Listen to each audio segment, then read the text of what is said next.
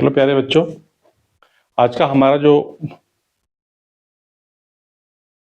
Video है वो कक्षा 10 का जो भाग 4 है कृषि, उसके लिए है। कृषि जो है भारत की अर्थव्यवस्था में प्रमुख स्थान रखती है और कृषि को भारत की अर्थव्यवस्था की रीढ़ कहा जाता है। आज भी लगभग कृषि में भारत की लगभग 2/3 या 50 से 60% जनसंख्या कृषि में संलग्न कृषि पर आधारित है, कृषि कार्य को करती है। कृषि को अगर हम परिभाषित करें, वैसे तो सभी जानते हैं कृषि क्या होता है। कृषि को अगर हम परिभाषित करें तो उसकी परिभाषा भूमि पर फसल उत्पादन, जो हमारी जमीन होती है उस पर जो फसल उत्पादन किया जाता है, उसके साथ साथ पशुपालन और मत्स्य उत्पादन, वानिकी यानी कि वन्य क्षेत्र और बागवानी और मत्स्य उत्पादन, ये सब सारी चीजें जो है कृषि के अंतर्गत आती हैं। कृषि भारत की आर्थिक, सामाजिक और सांस्कृतिक व्यवस्था की रीढ़ कही जाती है। कृषि को जो है भारत की आर्थिक व्यवस्था, सांस्कृतिक व्यवस्था और सामाजिक व्यवस्था की रीढ़ कहा जाता है। कृषि को जो है भारत का प्राथमिक सेक्टर भी कहा जाता है, क्योंकि जो भारत की इकोनॉमी है वो कई क्षेत्रों में बांटी गई है, तो उसका जो है जो प्राथमिक क्षेत्र है, प्राइमरी सेक्टर है, उसके अंतर्गत कृषि को कहा जाता है। कृषि को प्राथमिक सेक्टर भी कहा जाता है। भारत में जो कृषि का महत्व है वो बहुत ही महत्वपूर्ण है और भारतीय अब से नहीं, प्राचीन समय से ही भारत में कृषि को बहुत ही महत्व दिया जाता है और जो किसान होता है उसे जो है एक बहुत ही महत्वपूर्ण स्थान भारत में दिया जाता है। देश की खाद्य सुरक्षा का आधार है कृषि। क्या है? भारत की जो भारत में जो जनसंख्या है उसकी खाद्य सुरक्षा का आधार कृषि है। हमें जो है बाहर से कोई भी चीज लेनी नहीं पड़ती है। हमारे यहाँ बहुत बड़े स्तर पर जो है उत्पादन वर्तमान समय में सारी चीजों का होता है।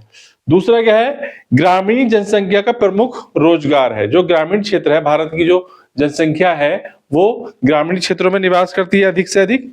धीरे धीरे अब नगरीकरण हो रहा है, लेकिन अब से पहले बहुत सारी जनसंख्या भारत की ग्रामीण क्षेत्र में निवास करती थी और उनका जो है मुख्य रोजगार कृषि ही था। और लगभग 2/3 या 50 से 60% जनसंख्या कृषि क्षेत्रों में संलग्न थी और संलग्न है। और उसके बाद क्या है? उद्योगों का कच्चा माल हमें कहां से मिलता है? कृषि से ही हमें उद्योग का कच्चा माल प्राप्त होता है। जैसे कपास से कौन सा उद्योग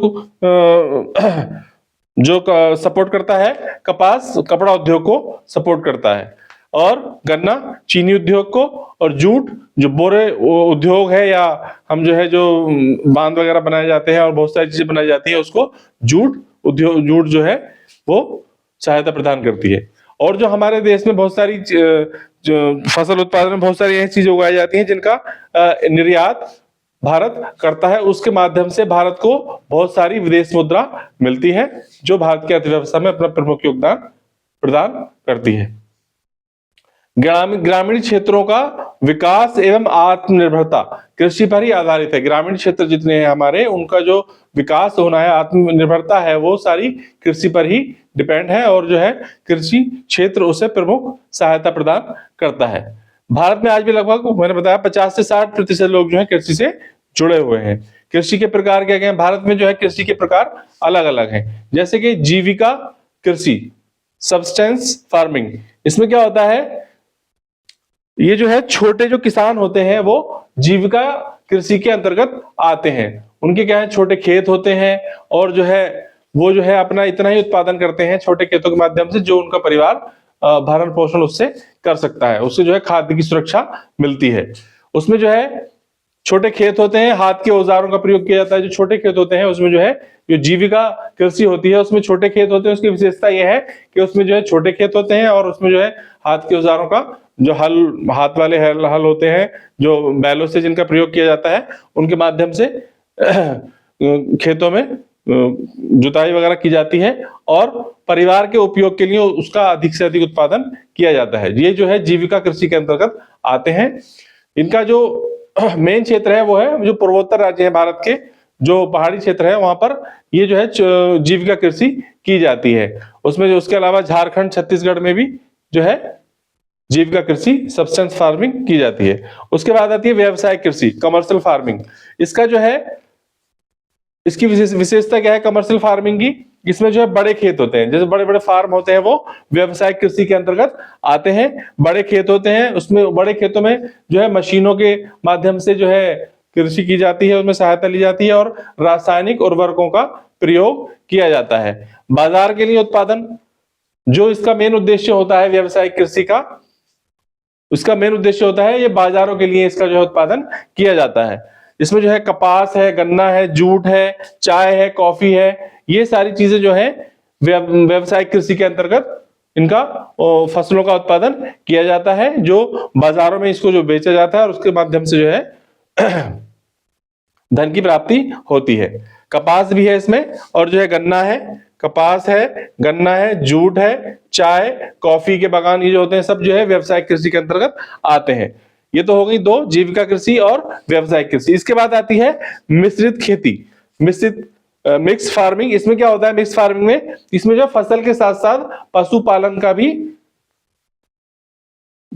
भी किया जाता है साथ साथ में, और मत्स्य पालन भी किया जाता है। इससे क्या होता है कि मिश्रित खेती में दूध तथा खाद का जो है जो दूध और खाद जो है आय का अतिरिक्त स्रोत होते हैं। इसमें जो है जो फसल उत्पादन होता है उसमें उसके साथ साथ अगर पशुपालन कर रहे हैं तो उसके माध्यम से दूध उद्योग में भी सहायता मिलती है, और खाद उत्पादन में भी उसका जो उनका गोबर होता है पशुओं का, उसके माध्यम से खाद भी बनाया जाता है, जिससे जो है आय की प्राप्ति होती है। उसके बाद आती है गहन कृषि, इंटेंसिव सब्सटेंसेस।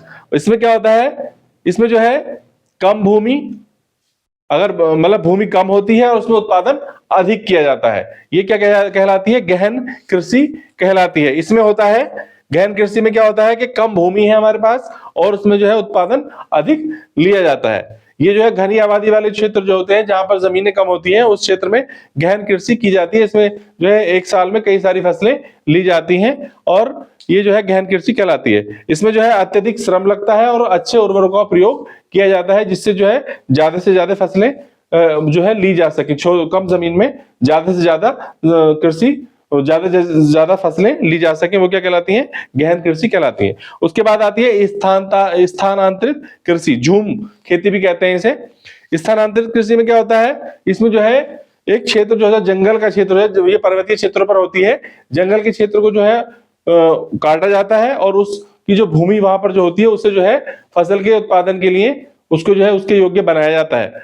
लेकिन इसमें क्या है, मेन चीज क्या है कि जंगल जो काटे जाते हैं वो काट के फसल उगाने के बाद 2 साल के बाद या 3 साल के बाद उस जगह को छोड़ दिया जाता है। उसके बाद जो है कुछ वर्षों के बाद उस क्षेत्र से दूसरे क्षेत्र में वो कृषि शिफ्ट हो जाती है, इसलिए इसको स्थानांतरित कृषि या झूम खेती कहा जाता है। ये जो होती है ये पूर्वोत्तर राज्य में होती है, जो होती है नागालैंड, मिजोरम, मेघालय, त्रिपुरा। जो जंगल के क्षेत्र है, पहाड़ी क्षेत्र है, वहां पर ये स्थानांतरित कृषि, वहां के जो आदिवासी लोग होते हैं, मेन जो आदिवासी लोग होते हैं वो स्थानांतरित कृषि करते हैं। इसमें जो है सबसे बड़ी हानि किस चीज की होती है? वनों की हानि होती है। ये लोग वनों को काटते हैं अपने उपयोग के लिए और उस क्षेत्र में जो है 2-3 साल के लिए कृषि करते हैं। जब वो वहां की उर्वरता जो है खत्म हो जाती है जमीन की, उसके बाद जो है उस क्षेत्र से वो दूसरी जगह शिफ्ट हो जाते हैं और दूसरी जगह जाके वनों को काटते हैं। इससे जो है वनों की हानि होती है, पर्यावरण के लिए अनुकूल नहीं है। उसके बाद क्या है, भारत में फसल चक्र। भारत में जो है 3 तरह का फसल चक्र पाया जाता है, एक रबी की फसल, खरीफ की फसल और जायद की फसल।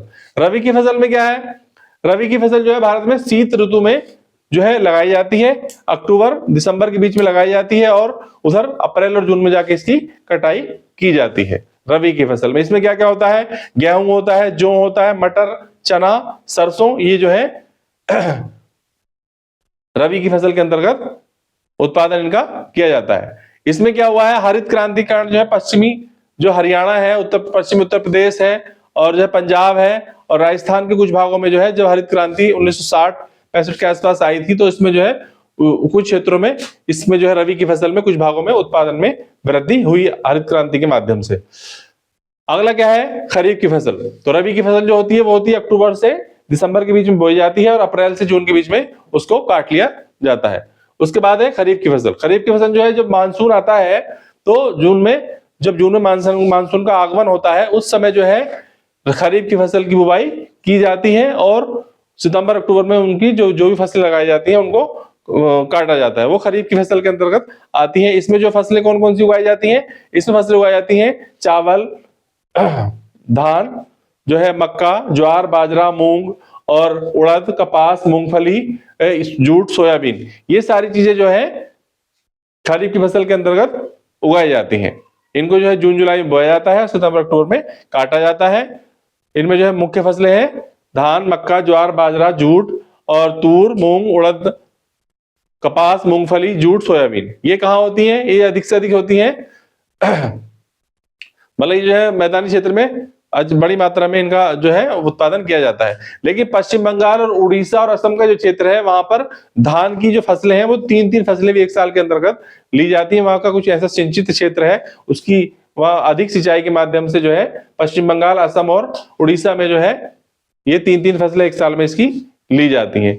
जायद की फसल जो है ये जो बोई जाती है, ये बोई जाती है ग्रीष्म ऋतु में, मार्च और जून में बोई जाती है। जो जायद की फसल है इसमें होता है खरबूजा, तरबूज, ककड़ी और सोया मतलब चारा, और जो है ये सारी चीजें जो है मार्च और जून में बोई जाती हैं। ये जायद की फसल के अंतर्गत आती हैं। गन्ना जो फसल है वो एक वर्ष में पूरे तैयार होती है, गन्ना की फसल जो है। अब कृषि के अंतर्गत क्या किया गया है, बहुत सारे सुधार किए गए। भारत में आजादी के बाद जो है क्या किया गया, कृषि में बहुत सारे सुधार किए गए। उसमें कुछ संस्थागत सुधार थे और कुछ टेक्निकल सुधार थे, प्रौद्योगिकी सुधार। उसमें क्या है, संस्थागत में क्या था, भूमि का एकत्रीकरण, यानी कि जो जमीन थी वो अलग अलग क्षेत्रों में फैली हुई थी, तो उसको क्या किया गया कि अगर जो भूमि अलग अलग फैली हुई होगी तो उसको में उत्पादन बढ़ाने में, उत्पादन अधिक करने में दिक्कत आती है। इसलिए जो है संस्थागत सुधार के अंतर्गत भूमि को एकत्रित किया गया और उससे जो है भूमि, जो किसानों की भूमि अलग अलग भूमि थी उसको जो है एक जगह इकट्ठा किया गया। और उसके अलावा क्या किया गया, सहकारी समितियों का विकास किया गया संस्थागत सुधार के अंतर्गत। उसमें मेन क्या किया गया, जमींदारी उन्मूलन किया गया। जो जमींदार प्रथा चल रही थी उसको समाप्त करके जो है सहकारी समितियों का विकास किया गया। प्रौद्योगिकी सुधार कब हुआ, प्रौद्योगिकी सुधार हुआ 1960 और 70 के बीच में इसकी शुरुआत हुई। इसमें जो है श्वेत क्रांति और हरित क्रांति, दो कृषि क्षेत्र में प्रमुख क्रांतियां हुई। हरित क्रांति के अंतर्गत जो है सिंचाई के क्षेत्र में और अच्छे बीज उपलब्ध कराए गए, अच्छे जो है जो रासायनिक उर्वरक उपलब्ध कराए गए और जो है लोगों को जागरूक किया गया। इसके माध्यम से जो है फसल उत्पादन में बहुत तीव्र खासतौर से गेहूं में बहुत तीव्र क्षेत्र में वृद्धि हुई। श्वेत क्रांति और हरित क्रांति दोनों ने एक जो है नई जो है क्रांतिकारी पहल कृषि क्षेत्र में की। उसके बाद 1980 और 90 में क्या हुआ, भूमि विकास कार्यक्रम लागू किए गए। जो भारत सरकार थी उन्होंने 1980-90 में भूमि विकास के कार्यक्रम लागू किए गए जो संस्थागत तकनीकी सुधारों पर आधारित थे। इसमें ग्रामीण बैंकों की स्थापना की गई और सहकारी समितियों को बनाया गया और जो है उन बैंकों के माध्यम से, जो बैंकें चल रही थी, बैंकों के माध्यम से, सहकारी समिति और ग्रामीण क्षेत्र की बैंकों के माध्यम से किसानों को बहुत बड़ी मात्रा में ऋण उपलब्ध कराने की सुविधा प्रदान की गई, जिससे जो है किसान जो है अपना सस्ती दरों पर ऋण ले सके और उससे अपनी फसलों का उत्पादन बढ़ा सके। अन्य सुधार क्या किए गए, अन्य सुधार इसमें किए गए, किसान क्रेडिट कार्ड मतलब केसीसी जो है किसान क्रेडिट कार्ड जो है बनाया गया और व्यक्तिगत दुर्घटना बीमा। व्यक्तिगत दुर्घटना बीमा में क्या किया गया, मतलब जो अगर कोई दुर्घटना हो जाती है किसी व्यक्ति की तो उसको जो है बैंकें जो है उसको जो है उसकी भरपाई करेंगे और उसको जो है बीमा, अगर उसने बीमा ले लिया है तो उसको जो है उसके अगर कोई ऐसा कुछ हो जाता है कृषि कार्य करते हुए तो उससे जो है उसका सरकार जो है उसका मूल्य मतलब बीमा की राशि उसको परिवार को उपलब्ध कराएगी। दूसरा क्या है, न्यूनतम सहायता मूल्य एमएसपी जो लागू की गई वो इसमें जो है कृषि क्षेत्र के सुधार के अंतर्गत आती है। इसमें जो है एमएसपी के माध्यम से आप जो है खरीदने का मूल्य अपना जो है जो सरकार का मूल्य है वो जो है हर साल जो है अपना सारी फसलों का अपना मूल्य एक जो है निर्धारित करती है और उसके माध्यम से जो है किसानों से जो उनकी फसल है उसको खरीदती है। इसमें जो है किसानों को एक जो बिचौलियों का माध्यम था वो जो है खत्म हो गया और जो है जो किसान है डायरेक्ट अपना जो है जो फसल वो उत्पादित करते हैं वो डायरेक्ट बिचौलियों के से अलग अपने सरकार को, भारत सरकार को वो जो है बेच सकते हैं अपना जो भी उनके फसल उत्पादित होता है। इसके अलावा क्या है, अगर हम टिकाऊ कृषि की बात करते हैं तो हमें जो है भारत में जो कृषि को अगर टिकाऊ बनाने के लिए हमें क्या करना पड़ेगा, उसमें जो है हमें जैव कीटनाशक, वर्मी कंपोस्ट और फसल चक्र को हमें जो है अपनाना पड़ेगा। और जो है अच्छे जो हमारे जो है जो गोबर की खाद है और वर्मी कंपोस्ट की खाद है, अगर हम उसका प्रयोग करते हैं तो हमें जो है एक अच्छा जो है उत्पादन मिल सकता है। लेकिन उसके लिए क्या है, उसके लिए जो जरूरी है जागरूकता की आवश्यकता है। बहुत से किसानों को पता ही नहीं होता है कि हमारी फसल के लिए क्या महत्वपूर्ण है। जमीन में जो है बहुत सारी चीजें पाई जाती हैं, वो अगर आप जो है अच्छे तरीके से अपनी जमीन की जो क्षेत्र होता है हमारा कृषि क्षेत्र के लिए, अगर उसकी हम अच्छे से जांच कराएं तो हमें पता लग सकता है कि उसमें नाइट्रोजन की कमी है, पोटेशियम की कमी है, कौन से ऐसे उर्वरक की कमी है जो हम उसको जो है डालने से हमारी कृषि में उत्पादन बढ़ जाएगा।